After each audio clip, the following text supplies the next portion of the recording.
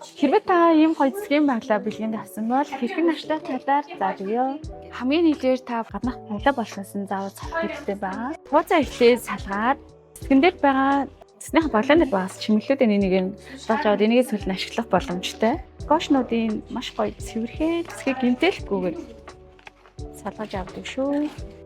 Одоо вэс рүү орох навчтай хэсэг одоо иймэрхүү өвс оргомдлуудыг ус руу орж байгаа хэсгийг заавал авна. Навчин ус руугаа орвол цэцгийн аяг амт муудахчдаг. Голын усыг ингээд үзэнгүүл нэг юм замаг гэдэг штэ тий. Цэцэг удаан ийм татар навчаахаар юм тийм үүсчдэг. Тэгээд ишийн заавал дашуу хэлбэртэй тайраад цэцгийнхаа усыг болохоор яг вэснийхаа 3/2-т нь хийн. Тэгэд энийг усаа уугаад 3/1 дээр ирэнгүүт л усаа дахиад солино. Усаа ерөөхдөө бол 1-2 хоногт заавал солино.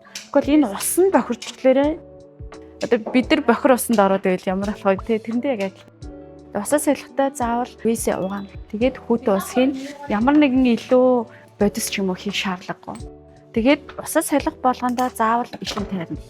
Одоо нэг гişийн тайрцаа ус чинь усаас хараад доотлон исэн ус сарах боломжгүй болчихдог байхгүй. Тэгэхэд бол язралт орчдөг гэсэн. Тэрийгэ хаачилж аваад хийнгүүл цэцэг нь гоё шинээрээ удаа. Тэгэхэд бол цэцэг арчилгаа нь болохоор энэ иш дуусал цэцэг амьд байх хэрэгтэй гэсэн байхгүй. Амьдрах чадраас нь хамраад 3-7 хоног, 7-14 хоног гэж ялгадаг байхгүй. Цэцгийнхаа төрлөөс хамаарна гэсэн. Одоо жишээл миний сарны төрлийн цэцэнд болохоор 3-7 хоног амьдрах чадвартай. Удаан амьдардаг цэцгнүүд маань болохоор рамашка, иймэрхүү удаан амьдардаг лили. Одоо нэг цэцгэн дээр ирсэн юм тооц штэ. Энийг хаяхаа оронд гоё вэсээ гоё чимгэлчл гоё харагддаг. Бас илүү гоё өнгөлөг болттой цэцэг шиг харагддаг. Хов баягдал гарахгүй нэг удаадаа ч гэсэн. Цэцэг бол нэг эмэгтэйлэг энергийг аягүй сэргэж өгдөг байхгүй. Жаахан ийм ор бухимдалтай ч юм уу тийм үедээ цэцэг авахаар ингээл өөрөө ирэхгүй эмэгтэй баярлалаа штэ.